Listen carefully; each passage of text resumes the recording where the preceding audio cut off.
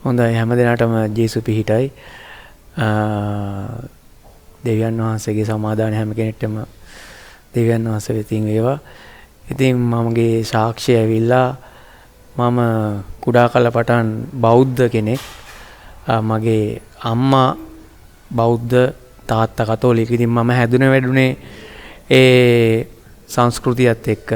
ගොඩක් නමුත් මම බෞද්ධ ආගමට ලැබිව අධ්‍යාපන ලැබුවේ බෞද්ධ පැත්තෙන්. නමුත් ඉරිදා කතෝලික පල්ලියට එහෙම සහභාගී වුණා. නමුත් මම බෞද්ධ දර්ශනයට ගොඩක් කිට්ටුව ලැබිව කටයුතු කළා. එහෙම මම ජීවත් වෙද්දී අපි හැමෝම ඇත්තටම මුලින් ලෝකේ විදිහට ලෞකික ජීවිතයක් ගත කළේ. ඉතින් කුඩා කලපටන්ම ඔහොම ඉද්දි මට මගේ නැන්දලා බාප්පලා මාර්ගයෙන් උන්වහන්සේගේ සුභාරංචි අහන්න හම්බුණා. ඉතින් මට වයස අවුරුදු 13 දී වගේ මම ජේසුස් වහන්සේව දැනගත්තා. ඉතින් මම ටික ටික දෙවියන් වහන්සේ ගැන සභාවට පල්ලියට ගිහිල්ලා වචනේ අහලා දෙවියන් වහන්සේ ගැන දැනගත්තා.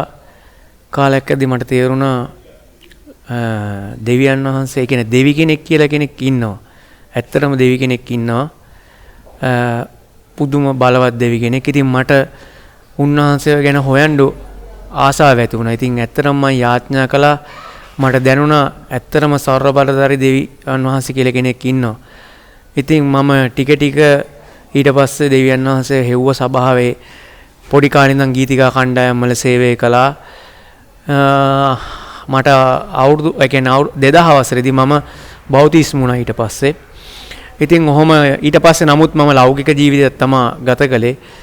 පොඩි කාලේ ඉඳන් තිබ්බට හැබැයි නිතරම දෙවියන් වහන්සේත් එක්ක සම්බන්ධතාවය සභාවට ගියා. නමුත් මට දැනුණා දෙවියන් වහන්සේ මාව නිතරම නපුරෙන් ආරක්ෂා කළා. දෙවියන් වහන්සේ පුදුම විදිහට උන්වහන්සේගේ ආත්මය මාත් එක්ක හිටියා. මේ වෙනකන් දෙවියන් වහන්සේ මාව හැම නපුරු දේවල් වලින් හැම ක්‍රියාවකම දෙවියන් වහන්සේ මාව ආරක්ෂා කළා. ඉතින් දෙවියන් වහන්සේ ඊට පස්සේ කාලයක් ඇද්දි මාව මේ ඉතාලි රටට ගෙනාවා. එහෙදි මට මේ ඉතාලි සභාව මේ පාස්ටර් සාල්ලෝ එයා ඇත්තටම ඉතාලි දේවදාසකේ. නමුත් එයා සිංහල අයට සේවය කරන. ඉතින් මම පාස්ටර් සාල්ලෝ තුල මේ සිංහල සිරකූස සභාවේ හැදුනා වැඩුණා. ඉතින් මාව ඇත්තටම දේවදාසයා මාව ඉගෙනීම් දීලා මාව හරි මාර්ගයේ යොමු කළා. ඉතින් අද මං සභාවේ අද දේවදාසයත් එක්ක සභාවේ සේවය කරනවා. නමුත් ඊට කලින් කාලය තුලදී මගේ ජීවිතය හැලහැප්පීම් බාධාව. නමුත් මට මගේ විවාහයේ වගේම මට දරුවෝ ලැබිලි ඉතින් මට තේරුම් ගියා පළවෙනි දරුවා ලැබෙන්න ඉන්න කාලේ මං ගොඩාක් දේව වචනයට ලං වුණා. දෙවියන් වහන්සේ කෙරෙහි දේව බය මා තුළ ඇති වුණා.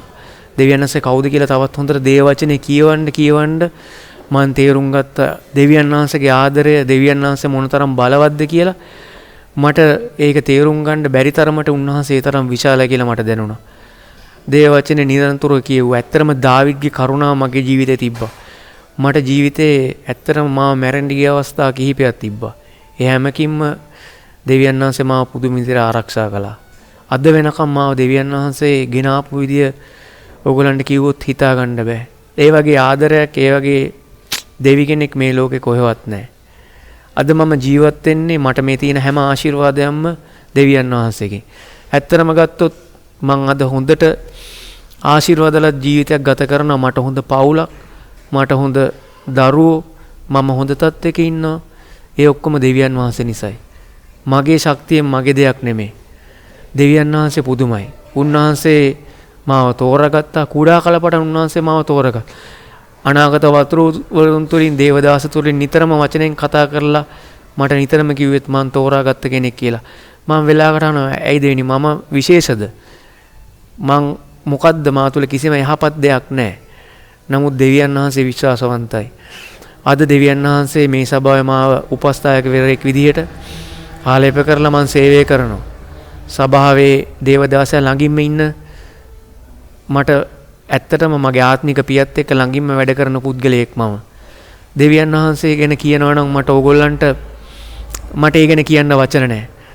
අද අපේ අද මෙහෙදිත් කතා කළා මේ පාස්ටර් සාල්ව ඇත්තටම කාල්ත්‍රිජරෝන් දේවදාසෙක් ඇවිල්ලා අන්ද්‍රය කියලා එයත් කතා කරලා කිව්වේ දෙවියන් වහන්සේගේ ආදරය ගැන අපට ප්‍රකාශ කරන්න වචන නැහැ.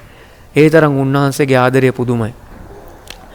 ඉතින් ඒ වගේම නපුරු තැන් වලින් අන්ධකාර දේවල් වලින් අපේ පවුල දෙවියන් වහන්සේ පුදුමිතට ගැලෙව්වා. තව එක දෙයක් 2019 දී ලංකාවේ සිද්ධ වුණා පාස්කු ප්‍රහාරය කියලා. මගේ නෝන ඇත්තටම විශ්වාසවන්තව මගේ බිරිඳ දෙවියන් වහන්සේ තුල සභාවේ මාත් එක්ක සේවය කරපු කෙනෙක්. ඒ පාස්කු ප්‍රහාරෙදී කටුවපිටිය දේවස්ථානය කියලා තියෙනවා. ඒකේ පාස්කු ඉරිදා බෝම්බයක් ප්‍රහාරයක් ලක් වෙලා සෙනග 300ක් විතර නැති වුණා. ඇත්තරම මගේ ඒ බිරිඳගේ දෙමව්පියොත් ඒ කටුවපිටියේ පල්ලිය මීටර 50ක විතර දුරක් වගේ ළඟක ඉන්නේ 100ක් විතර. ඒගොල්ලෝ කතෝලික සෙනග. ඒ පල්ලියට යනවා. නමුත් එදා ඉරිදා ඒගොල්ලෝ ඒ දවසේ පාස්කු ඉරිදා නැතුව කලින් දවස් රැය ගිහිල්ලා තිබ්බා. දෙවියන් වහන්සේ සභාවෙත් මගේ නෝනගෙත් හැමෝගෙම යාඥාවල් අහලා එදා දවසේ බලවත් දෙයක් කරලා ඒගොල්ලෝ පාස්කු ඉරිදා පල්ලියට හැමදාම යන අය එදා රැය ගිහිල්ලා තිබ්බේ පාස්කු ඉරිදා ගිහිල්ලා තිබ්බේ නැහැ. ගියා නම් ඒගොල්ලන්ගේ ජීවිත නැති වෙනවා. ඒගොල්ලෝ ඇත්තට මේකෙන් දෙවියන් වහන්සේ ආරක්ෂා කළා. ඒ වගේ මරණීය දේවල් වලින් මගේ ජීවිතයත් මගේ පවුලේ ජීවිතයත් ඇත්තටම ආරක්ෂා කළා. ඊට පස්සේ අපේ දේවදාස පාස සාල්ලොත් ලංකාවට ගිහිල්ලා ඒ දෙමෝපියන්ටත් දෙවියන් වහන්සේ ගැන සුභාරංචි කියලා තිබ්බා. ඉතින් අද දෙවියන් වහන්සේ ඒ දෙන්නවත් මේ අපේ සභාවට ගෙනල්ලා තියෙනවා. ඉතින් දෙවියන් වහන්සේ පුදුම හාස්කම් පිට හාස්කම් කරපු දෙවි කෙනෙක්. මම ඕගොල්ලන්ට දෙයක් කියන්න. ඇත්තටම ඉන්නේ එක වූ සැබෑ දෙවි කෙනයි. ඒ ජේසුස් වහන්සේ, දෙවියන් වහන්සේ. ඒ වගේ දෙවි කෙනෙක් නැහැ. ඇත්තටම කියනවා එයාගේ ආදරය ගැන කියලා දෙන්න, එයාගේ විශාලත්වය කියලා දෙන්න මිහි පිට කිසිම මිනිසෙක් නැහැ. මේ පොඩි වෙච්ච මටවත් ඒ ගැන කියන්න තේරෙන්නේ නැහැ. නමුත් මම ඕගොල්ලන්ට දෙයක් කියන්න. දෙවියන් වහන්සේ කෙරේ විශ්වාස තබන්න උන්වහන්සේ විශ්වාසවන්තයි. උන්වහන්සේ ගීතාවලි 91 කියනවා වගේ හැම නපුරෙන්ම අපිව ආරක්ෂා කරනවා. දේව වචනේ කියවන්න. දේව වචනේ තුලින් අපව ශක්තිමත් කරනවා. දෙවියන් වහන්සේ නපුරු මාර්ග වලින් අපව ගලවනවා. මගේ ජීවිතයේ ඇත්තටම ආරක්ෂා වෙච්ච දෙයක් තමයි දෙවියන් වහන්සේට බයව දේව වචනේ කීම. ඒ තුල දෙවියන් වහන්සේ මාව ආරක්ෂා කළා. මගේ පවුලට ආශිර්වාද කළා. අද අපි දෙවියන් වහන්සේට ස්තුතිවන්ත වෙන්න දෙවියන් වහන්සේ තුල හොඳ ආශිර්වාදයක් ගමනක් යනවා. අපිට ඒ වගේම තව සාක්ෂියක් තමයි විශේෂයෙන්ම කියන්න ඕන අපි සභාවක් බලාපොරොත්තු හිටියා අපිටම කියලා දෙවියන් වහන්සේ අපිට අලුතෙන් සභාවක් ගොඩනගන්න අපිට මේ නගරයේ සභාවක් දුන්න. අද දේවස්ථානය ඉදීමින් පවතිනවා. ඉතින් දෙවියන් වහන්සේ විශ්වාසවන්තයි. දෙවියන් වහන්සේ බලවත්. මම මේක බලන හැම කෙනෙක්ටම කියන්නේ ඔබ විශ්වාස කරන්න ඇත්තේ එකම දෙවි කෙනෙක් පමණයි. ඒ දෙවියන් වහන්සේට සියල්ල කළ හැකි. ඔයා මම වෙනුවෙන් මොනතරම් ආදරේද කියනවනම් එයා මිනිස්සෙක් ඉදිරියේ මේ ලෝකෙට ඇවිල්ලා එයාම ඔයා මම වෙනුවෙන් ජීවිතය පූජා කළා. කොයි දෙවියෝද මිනිස්සෙක් වෙනුවෙන් ජීවිතය දුන්නේ? ඒ ජේසුස් වහන්සේ පමණයි. ඉතින් ඒ වගේ ආදරයක්, ඒ වගේ ප්‍රේමයක් මේ ලෝකේ කොහෙවත් නැහැ. එයා ආදරය ප්‍රකාශ කළේ තමුන්ගේ ජීවිතය දීලා. අද මම ජීවත් වෙලා ඉන්නේ උන්වහන්සේ සින්දා. මේ ලෝකේ ඔක්කොම තිබුණත් මොකටද තමුන්ගේ ආත්මය නැති වෙනවනේ. ආත්මය විතරක් ගැලවෙන්න ඕනේ. ආත්මය උන්වහන්සේ ගාවට යන්න ඕනේ. මම හැමෝගෙන් ඉල්ලන්නේ ජීවමාන වූ දෙවියන් වහන්සේව අදාහ ගන්න. උන්වහන්සේ විශ්වාසවන්තයි. ආමේන්. ජේසු පිහිට හැම දිනාටම. ආමේන්.